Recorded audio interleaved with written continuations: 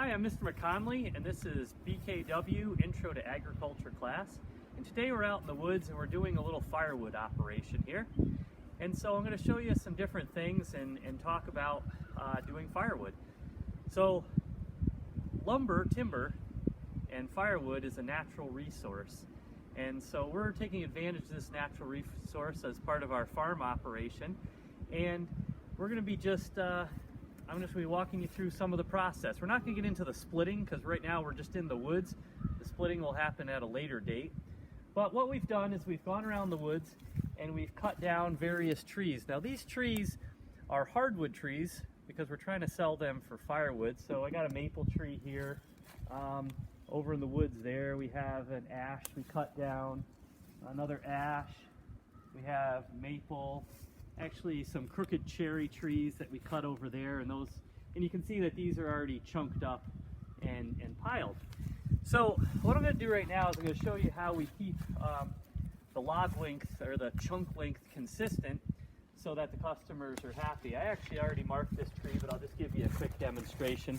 So this stick here is marked in 16-inch lengths, and I have some marking paint, and I just go along and I mark my 16-inch lengths, etc. This one's already done, like I said, and this is to ensure that all the chunks stay of equal length and that the customers are happy and they fit in their wood-burning stoves, because no one's happy if the chunk doesn't fit in the stove. So we try to, people that we're selling to like 16-inch lengths, so that's what I have my stick set to.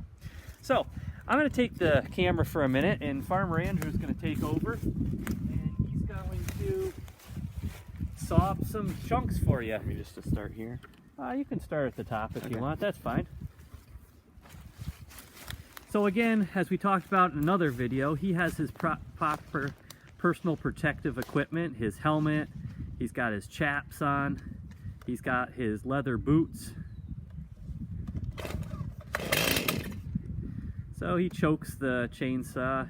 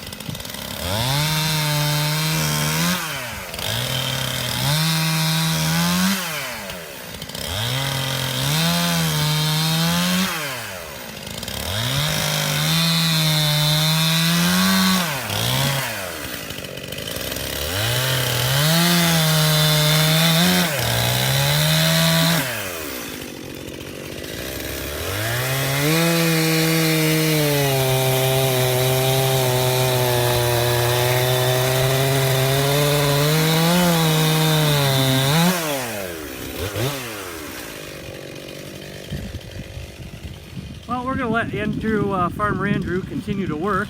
I'm going to kind of walk you over this way.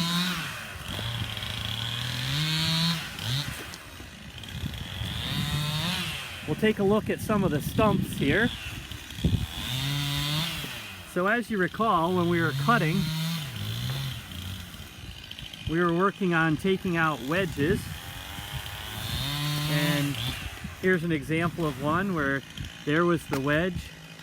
We have our hinge right here and our cut from the back, and this is one that went over nicely, laid down, not too much collateral damage. Collateral damage is when you hit other trees on the way down.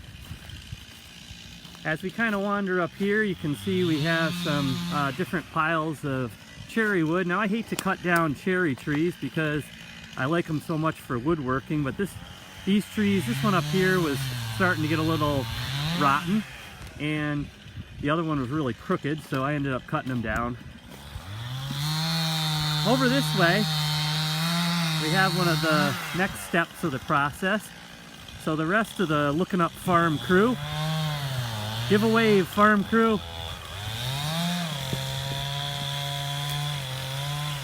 they're taking and these are some other trees that have been ash trees in this case that have been chunked up into lengths, and they're doing the difficult process of hauling it out of the woods, putting it into piles.